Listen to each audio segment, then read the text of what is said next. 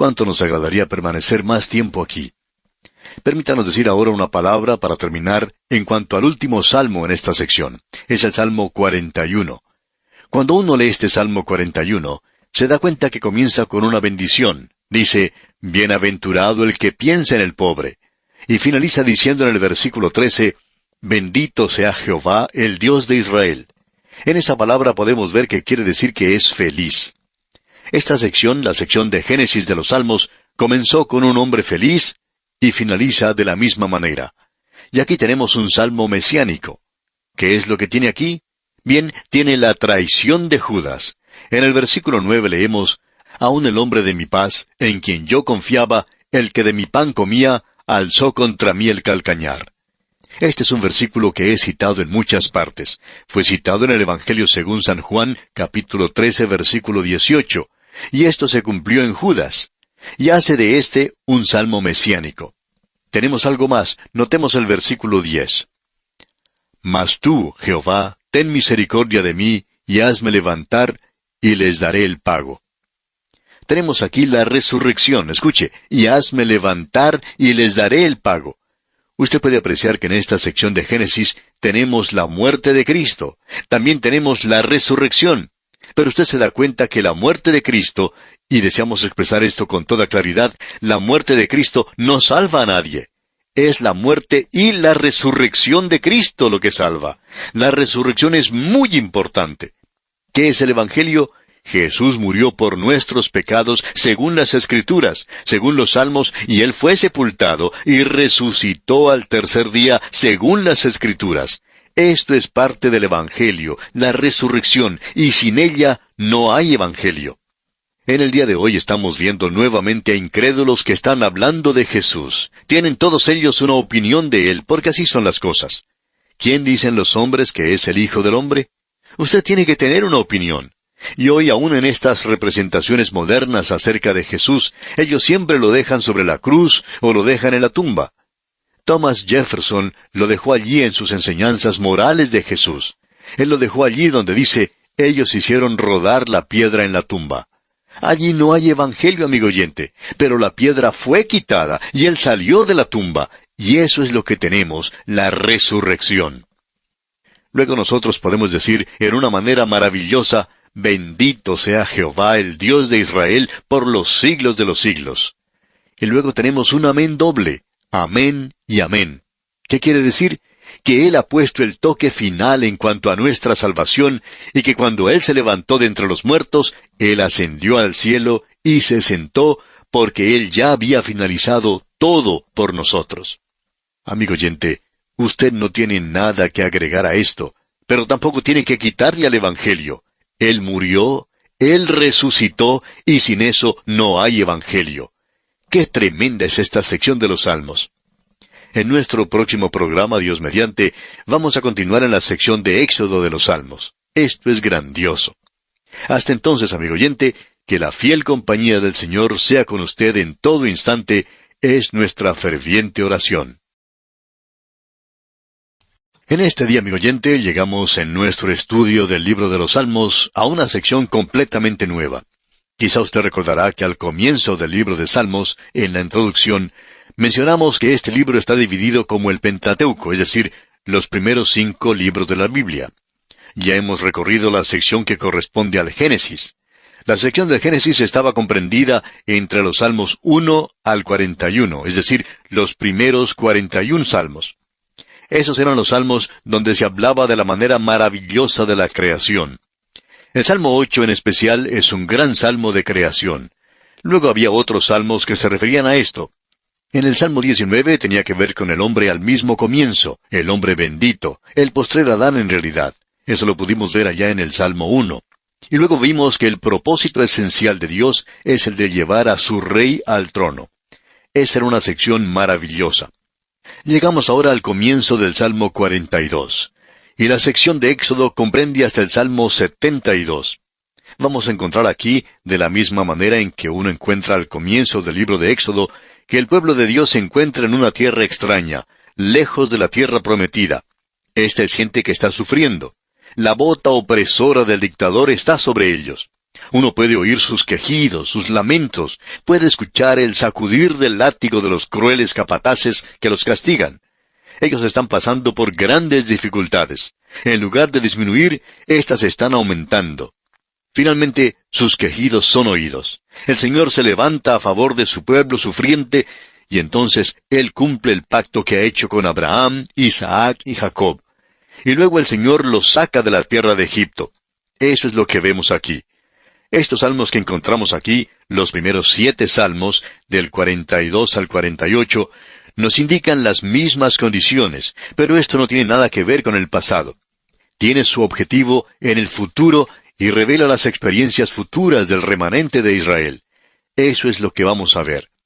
Ellos están lejos de Jerusalén, están muy lejos del lugar santo. Ellos están alejados de Jehová como lo estaban cuando se encontraban en Egipto. Encontramos en esta sección algo que uno no puede conocer ordinariamente simplemente leyéndolo. En la primera sección se puso el énfasis en Jehová o en el nombre de Dios. En esta sección se ha destacado Elohim. En la sección de Génesis se presenta unas 272 veces, y Elohim, el nombre de Dios, solamente unas 15 veces. Ahora, cuando llegamos a la sección del Éxodo, el nombre Elohim ocurre unas 164 veces, mientras que Jehová es mencionado solamente unas 30 veces. ¿Por qué será esto? Jehová es el nombre de redención, el que cuida o guarda a Israel. Ellos están lejos de Dios, como podemos ver en la tierra de Egipto, y ellos también estarán alejados de Dios en la gran tribulación, en la primera parte de ella, por cierto. Tenemos entonces ante nosotros un interesante bosquejo. Tenemos en los primeros 3 salmos de esta sección del Éxodo que se refieren al tiempo de la gran tribulación. El libro de Éxodo comienza cuando los hijos de Israel se encontraban en Egipto bajo el dominio de Faraón. Y aquí en esta sección, por cierto que se presenta el Anticristo, y nosotros vamos a poder apreciar esto. En el Salmo 43 vemos la mención del Anticristo, y ellos están lamentando a causa de la opresión del enemigo. Luego los encontramos clamando a Dios para que los libere, y luego la liberación es un hecho en la vida del pueblo. En el Salmo 45 encontramos un gran salmo del milenio del Señor Jesucristo, quien llega a reinar en este mundo y todo lo demás. Y vamos a enfocar nuestra atención en eso cuando leamos este salmo. Esa es la razón por la cual creemos que hay 2 cosas que son muy importantes de notar de parte del pueblo de Dios. Una de ellas es que la interpretación primordial, fundamental, es que estos salmos tienen su aplicación a la nación de Israel, y que miran hacia el futuro a una época de dificultades. Esto tiene mucho significado para ellos. Eso es algo que nosotros necesitamos saber y necesitamos destacar. Es por eso que debemos tener mucho cuidado cuando a veces sacamos algún versículo de un salmo de la forma en que éste se puede aplicar a nosotros mismos. Creemos que todo esto se puede aplicar a nosotros en el presente, y creemos que en esta sección muchos de los hijos de Dios que se encuentran pasando por dificultades en el presente pueden encontrar consuelo y solaz. Estos salmos, por tanto, deberían tener mucho más significado para los hijos de Dios en el presente. Creemos que necesitamos mirar más esta sección. Ahora, en esta sección usted encuentra la ruina y la redención de Israel, lo que ocurre en los últimos días. Y en esta sección vamos a ver que David no escribe tantos salmos como lo hizo antes. Él escribió 19 de ellos, y 7 de los salmos fueron escritos por los hijos de Coré, y todos ellos forman un cuadro profético de Israel en los últimos días. Con esa clase de introducción preliminar a esta sección, llegamos entonces al Salmo 42, en el cual encontramos el lamento del remanente en los últimos días del período de la gran tribulación, y eso se puede aplicar a los redimidos de todas las épocas. Creemos que deberíamos agregar algo más aquí. Esto nos evitará el pensar que Israel está excluido del plan y propósito de Dios para el futuro que tiene tanta importancia en la palabra de Dios. Es lo mismo que rechazar cierta porción de la palabra de Dios y decir, sí, yo creo en la inspiración de las Escrituras, pero por ello quiero decir las Escrituras que se pueden aplicar directamente a mí, y que si ellas se aplican a otras personas, especialmente si yo no tengo mucho interés en ellas, pues entonces no creo que es la palabra de Dios, aparte de lo que se puede aplicar para uno mismo. Pensamos, amigo oyente, que ese es uno de los grandes peligros de parte de muchos en el presente. Ahora, en el Salmo 42, usted encuentra el sufrimiento futuro de los santos durante el período de la gran tribulación. Usted recordará que ellos estaban en la tierra de Egipto. Dios los redimió primeramente por la sangre. Durante la noche pasó el ángel de la muerte y la sangre se encontraba en los dinteles de la puerta.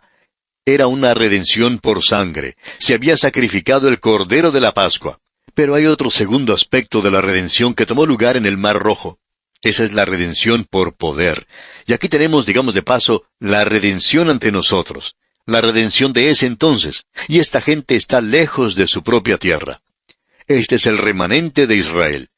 Y vamos a mencionar algo más, aunque no tenemos mucha introducción aquí, pero creemos que esto es muy importante para nosotros, para que podamos comprender bien estos salmos.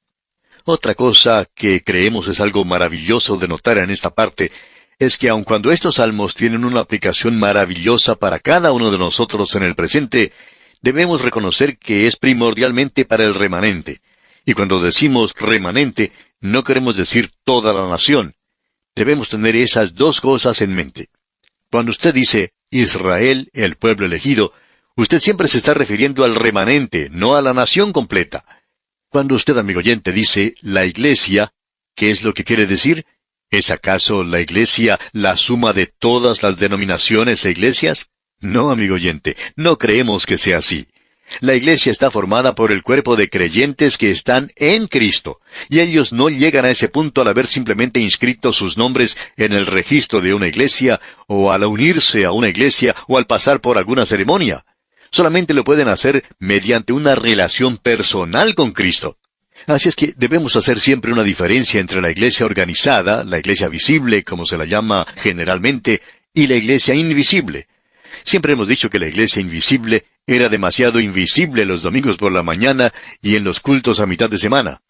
Muchas personas pensaban que esa era la iglesia invisible. Pero la iglesia invisible es en realidad la que se ve. Creemos que uno nota eso cuando estudia la palabra de Dios. La palabra de Dios es como un campo radioactivo. Y si uno quiere saber si existe uranio, por ejemplo, en algún lugar, uno usa un detector Geiger. Y si uno quiere saber si una persona es genuina, pues hay que utilizar la palabra de Dios como un detector, y de esa manera puede uno darse cuenta si lo es. Si no lo es, nada sucede.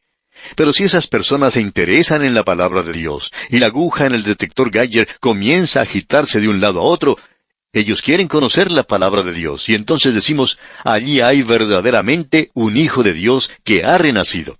Usted puede darse cuenta que esa es una buena regla para seguir. Así es que, estamos hablando aquí entonces acerca del remanente. Y este salmo es otro salmo masquil. Eso quiere decir un salmo de instrucción, un salmo de enseñanza, y es de los hijos de Coré. Usted recordará que Coré fue el promotor de una rebelión, y él era el bisnieto de Leví, y Dios lo ajustició a causa de la rebelión que él promovió contra Moisés y Aarón. Pero usted se puede dar cuenta de que eso no cayó también sobre sus hijos. En el libro de Números vemos que Dios dejó bien en claro que ese juicio no cayera sobre los hijos de Coré, y por tanto los tenemos aquí a ellos solos.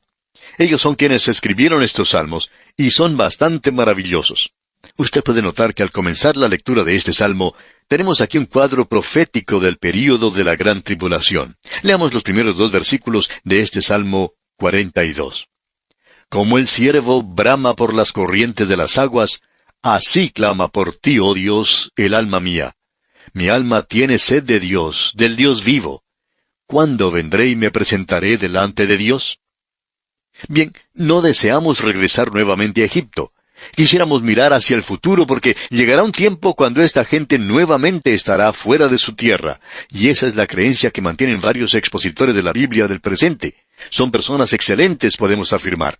Ellos creen que el actual regreso del pueblo de Israel a su tierra puede culminar con una nueva dispersión, y que ellos serán expulsados de su tierra nuevamente, quizá aún en nuestros propios días. No sabemos eso, pero queremos decir lo siguiente.